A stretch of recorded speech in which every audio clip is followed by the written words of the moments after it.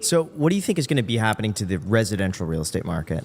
Residential, everybody locked into long-term rates is not going to move, because when they go see, oh, I could sell my house and make $500,000, yeah, but now you're going to go pay another $500,000 and then pay more interest, and it doesn't pay. I'll just stay where I'm at. A lot of people are not going to sell, all right? I'm starting to see a lot of houses coming on the market because people may have to sell. Not everybody took the 30-year fixed rate. Not everybody was that smart. Yeah. You know, some people took it for maybe only a short period of time or some, I don't know, a teaser rate. I don't know, but residential is going to be residential. It's not going to have a major upside because of all the people locked in for a long time. Commercial is going to hit the fan. Okay, retail's suffering anyway. So when do you think this is going to happen? Because I've been thinking the commercial real estate market is going to nothing happen until the end of the year. Listen, people sit around these big shots and they say, okay, let's readdress this issue after we change election in a new year. All right, let's just extend and keep things quiet, and then we'll deal with this at the new year. Let's get out of this year already. We got the president bullshit going on. We got all these problems going on. You got wars going on. Let's see what happens in 25. So I tend to think that if you're correct on that timeline, and let's say it's March 2025, it should take about a year to really start to feel the pain, which would put us 2026. Now's the time to get ready. Now's the time to bring your boots out so you can walk in the shit. Identify the deals that are going bad. Find out who the people, the first ones to get slaughtered are going to be. Those types of properties, those opportunities. Start looking at a lot of more auctions. Listen, when the interest rates were low, 10X didn't have shit. Now to look at 10X. We were bidding on a 10X deal the other day for like, I don't know, we didn't want to pay the $8 million it sold for. You know? The 10X list is getting bigger, the LoopNet's getting bigger, the Crexy's getting bigger. People are trying to dump shit, and I'm one of them. Yeah, but if you're lowballing now, don't you think that you could just wait and get a better deal? Better to be early than late. And you never hurt you by being early. All right? It's educating yourself. It's getting in there and getting going. Because sooner or later, something's going to pop and you're going to make a deal. I mean, you have to, look at a bunch of deals. There was an auction the other day in my neighborhood on the beach. It went for $2.5 million. I was thinking I'd pay $1.5 million. Somebody's still stepping up, spending that money. Sooner or later, those people will run away.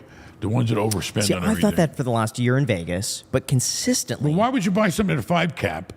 Well, that's what I'm saying. When you go to tax-free muni bonds, if you're not forced to, it's 1031. So I want to find something that's about 8.5%. They're there. I see them all day long now. In Vegas, I haven't seen any in Vegas. I've seen nothing really in Vegas. Dig into Vegas. The best deals I've found in Vegas are about 6.5% return, but people are still paying for it. But I've they're seen slowly Starbucks going coming to 6.5 now. Where? Maybe not in Vegas, but who gives a f***?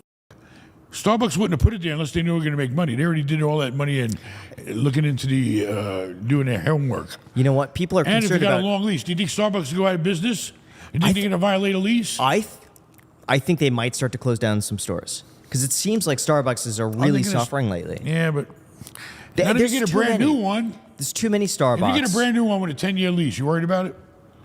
I'd say there's a small amount of risk. No risk. If you get a brand new Starbucks right now with a 10-year lease that are personally guaranteed corporate, you ain't got shit to worry about. Where would you say the opportunity is for the average person out there that may not have the access? It's always the same story. Same things. Find the deal. Yeah. Lowball is the... Find distress. Lowball shit, get it down to the right price. It's all about the numbers. The numbers got to work, all right? And they got to satisfy your desire for an investment. And you got to limit your risk. Like he's very you're low risk tolerant, which is fine. It's good to play it probably safe. To a fault, though.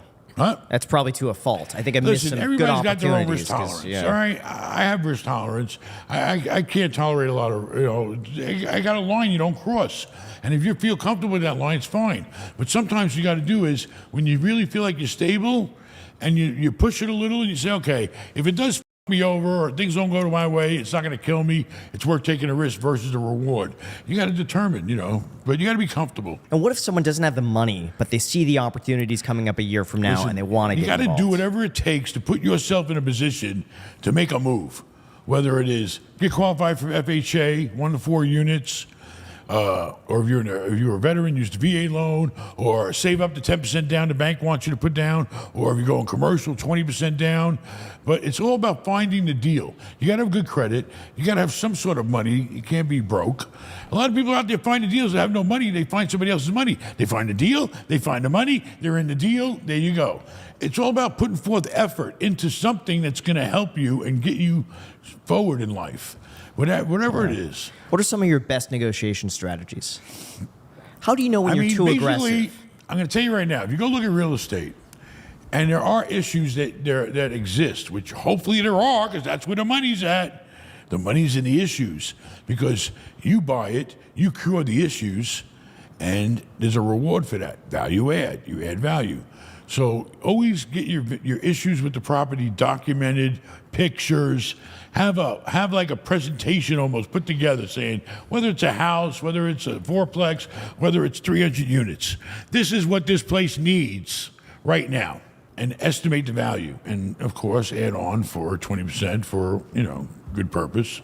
But have a plan to come in and show the seller that, hey, it's a great place. I love this place, but you want too much. Why? Because I got to put all this money into it. That's a good tactic that we use. My son will put together a report with issue, picture, and then we'll put a dollar amount on it. You got to lowball the shit on LoopNet that you like, but the cap rate's too low. You got to make offers. Do you have a license or no? You have a license? No, not anymore. You don't even need a license. You just write a fucking LOI to the Right. existing broker, and you just write up an LOI from yourself if you want.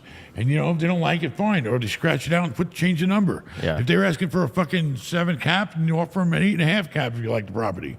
Yeah.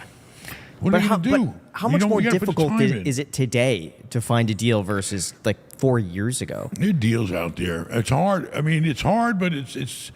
They're starting to come. I'm starting to see it trickle down. I'm starting to see a lot more deals popping, auction sites. I think you're going to start seeing some foreclosures coming. But right now they're still working out the debt part of it. They're going to sell off as much debt as they can and then be left with the dogs that they say, well, we can't sell the debt. We got to sell the real estate. That's what's going to happen. But it's not going to happen until next year. Yeah. What do you think is a good cap rate to buy at?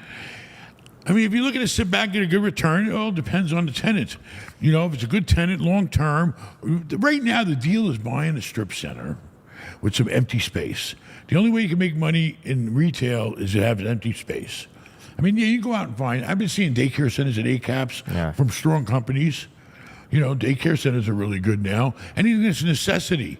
Hair, nails, food, daycare, things that internet can't fuck with.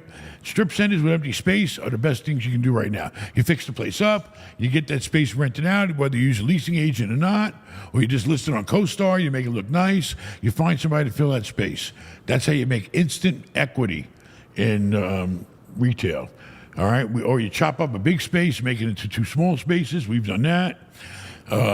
We've had some success in building small retail on lots, because we had the tenant before we built it, so there was no fucking brainer, no risk, right?